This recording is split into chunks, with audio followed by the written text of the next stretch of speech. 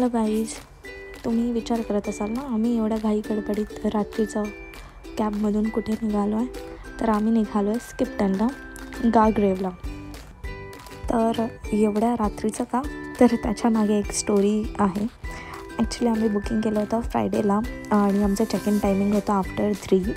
But आम्ही विसरून गेलो होतो की आम्ही आज बुकिंग केलं आहे. सो आम्ही 7 वाजता आम्हाला रिअलाईज झालं की आजचं बुकिंग आहे. सो आम्ही पटापट रेडी झालो, बॅग पॅक केली आणि कॅब बुक करून आम्ही निघालो आमच्या एअरबीएनबीकडे. तर अराऊंड ऑलमोस्ट रात्री 12 वाजता आम्ही तिकडे पोचलो आणि त्या लेडीने आम्हाला पिकअप केलं. सो हे आहे एअरबीएनबी जिथे आम्ही स्टे करत होतो. सध्या हे थोडं मेसी दिसतं आहे, बट खूप क्यूट आणि मस्त कम्फर्टवालं एअरबीएनबी होतं. इथे तुम्ही बघू शकता टॉवेल्स तिने ठेवलं होतं आमच्यासाठी. प्लस देन असं हँग करायला, जॅकेट्स हँग करायला एक छोटीशी प्लेस होती.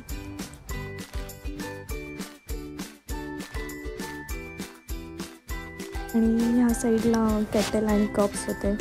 प्लस खाण्यासाठी प्रोटीन बार्स आणि चॉकलेटसुद्धा होते. Plus milk powder, tea bag आणि कॉफीसुद्धा होती.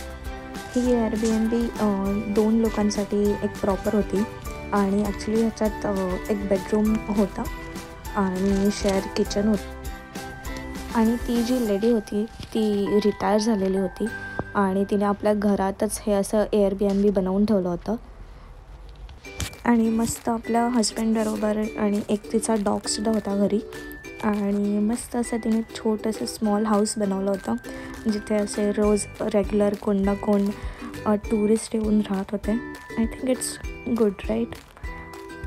असा हा आमचा असा छोटूसा बेडरूम होता आणि रूमच्या बाहेर असा काहीसा व्ह्यू होता. किती छान वाटतं आहे, मस्त सनी डे होता आणि खूप मस्त वाटतं आहे. आम्ही पटापट रेडी झालो आणि खाली आलो आणि तसंच मनमकोसाठी निघालो.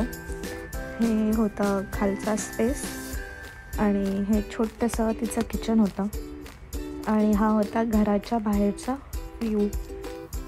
घरापासून थोडंसं पुढे गेल्यावरती हे आपल्याला लागतं पार्क.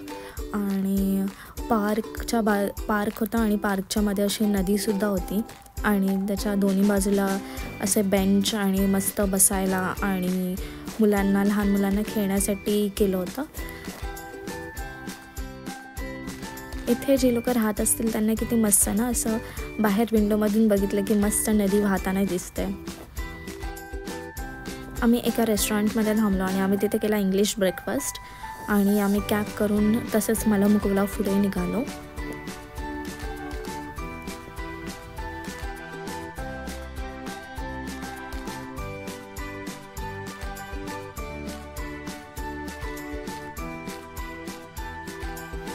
इथून चालू होते आमची ट्रेक आणि आम्हाला ट्रेक करून ऑलमोस्ट 20 मिनिट्स चालायचं होतं आणि प्लस 450 स्टेअर्स आम्हाला चढायचे होते.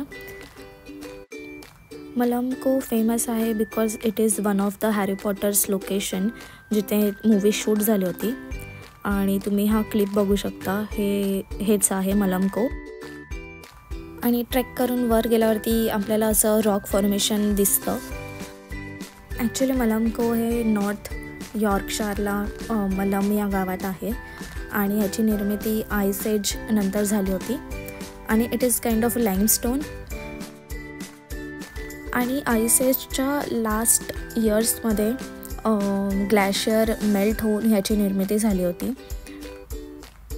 450 स्टेप्स चढल्यावरती तुम्हाला वरती असं एक व्ह्यू बघायला भेटतो. नेचरची पण काय कमाल आहे ना, एवढं मस्त रॉक फॉर्मेशन झालं आहे. It's like beauty. आणि एवढी हवा होती, स्पीड हवेचा एवढा UK एवढा असतो. इट फील्स लाईक की तुम्ही कधीतरी उडून जाल एवढं फील होतं. Look at this beauty guys, it's wow. असंच आम्ही ट्रेक करून खाली आलो आणि तिथे एक गिफ्ट शॉप होतं आणि गिफ्ट शॉपमध्ये असे सॉफ्ट टॉईज, देन मॅग्नेट इकडचं कल्चर मोर आहे जे मॅग्नेट्स तुम्ही कलेक्ट करू शकता. तुम्ही जिथे पण जाईल तिकडे तुम्ही त्या प्लेसचं मॅग्नेट तुम्ही खरेदी करू शकता. सो आम्ही तेच करत होतो आणि अशा प्रकारे आम्ही आमचा ट्रेक संपवून घराकडे निघालो. तर आजच्या व्लॉगमध्ये एवढंच. Stay tune for next vlog. Bye bye.